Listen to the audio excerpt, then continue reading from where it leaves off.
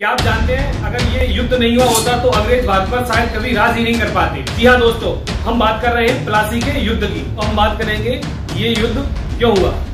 दोस्तों, अंग्रेजों ने नवाब के शासन में हस्तक्षेप करना आरंभ कर दिया और घसीटी बेगम और शौकत जंग को उन्होंने अपने यहाँ शरण दी। दोस्तों, साथ ही कासिम बाजार की फैक्ट्री पर उन्होंने अपने सैनिक और हथियार जमा करने आरंभ कर दिए। अंग्रेजों ने फोर्ट विलियम की किलेबंदी करना आरंभ कर दिया, जिसका विरोध नवाब ने किया।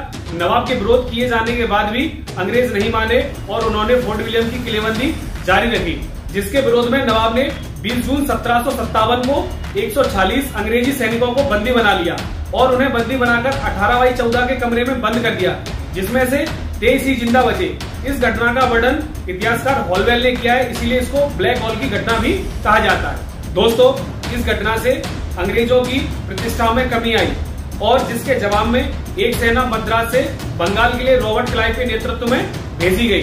वहां जाकर रॉबर्ट क्लाइव ने कलकत्ता के प्रभारी माणिकचंद को घूस देकर अपने साथ मिला लिया।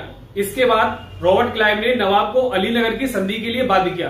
दोस्तों, अलीनगर की संधि के अंतर्गत नवाब ने अंग्रेजों को मुआवजा दिया और उन्हें सिक्के डालने की अनुमति भी दी। साथ ही साथ अंग्रेजों के स्थलों को दुर्गीकरण करने की अनुमति भी दी गई। रॉबर्ट क्लाइव ने नवाब सिराजुद्दौला के प्रधान सेनापति मीर जाफर और व्यापारी अमीर चंद को अपने साथ मिला लिया।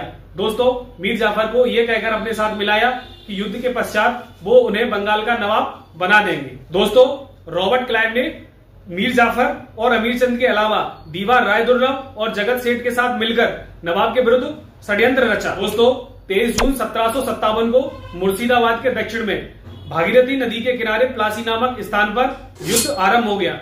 दोस्तों, अंग्रेजी सेना का नेतृत्व रॉबर्ट क्लाइव और नवाब की सेना का नेतृत्व खुद नवाब सिराजुद्दौला ने किया।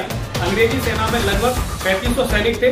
नवाब सिराजुद्दौला की सेना में लगभग 50,000 सैनिक थे, जिनमें से कुछ सैनिक उनके फ्रांसीसी सहयोगी भी थे। नवाब की सेना की पहली टुकड़ी, जिसका नेतृत्व मीर मदान और मोहनलाल कर रहे थे, उन्होंने क्लाइव की सेना को पीछे धकेल दिया और क्लाइव की सेना को वृक्षों के पीछे शरण लेने के लिए बाध्य कर दिया। दोस्तों, युद्ध के दौरान मीर मदान की गोली लगने से मृत्यु हो गई। इसके बाद मीर जाफर ने नवाब सिराजुद्दौला से सेना का नेतृत्व छोड़ युद्ध स्थल से जाने के लिए कहा। दोस्तों, ये इसलिए कहा क्योंकि मीर जाफर पहले ही अंग्रेजों से मिल चुके थे। जिसके बाद नवाब सिराजुद्दौला मुर्शिदाबाद पहुंचे, जहां पर यानी कि मुर्शिदाबाद में मीर जाफर के पुत्र मीरन ने नवाब की हत्या कर दी। युद्ध के बाद जब मीर जाफर बंगाल का नवाब बना तो उसने अंग्रेजों को 24 परगने की जमींदारी, 50 लाख रुपए नगद और लगभग 2,34,000 पाउंड क्लाइव को उपहार के रूप में दिए। दोस्तों, इस युद्ध से अंग्रेजों की प्रतिष्ठा में भारी बढ़ोतरी हुई और जो धन इस युद्ध से प्राप्त हुआ था, इस धन का प्रयोग उन्होंने आगे की विजयों में प्रयोग किया। दोस्तों, यह विजय अंग्रेजों की कोई सैनिक कुशलता नहीं थी, बल्कि मीर जाफर और दीवान राय दुर्लभ जैसे व्यक्तियों के विश्वासघात का परिणाम मात्र थी। दोस्तों, मीर जाफर और दीवान राय दुर्लभ और इनके साथ अन्य जो विश्वासघाती थे, अगर वो विश्वासघात नहीं करते तो इस युद्ध का परिणाम भिन्न हो सकता था। दोस्तों, इस विजय से बंगाल अंग्रेजों के अधीन हो गया और अंग्रेज व्यापारिक एकाधिकार से भारत में राजनीतिक एकाधिकारी की ओर बढ़े। वीडियो अगर अच्छी लगी हो तो वीडियो को लाइक करें और चैनल को सब्सक्राइब जरूर करें। धन्यवाद।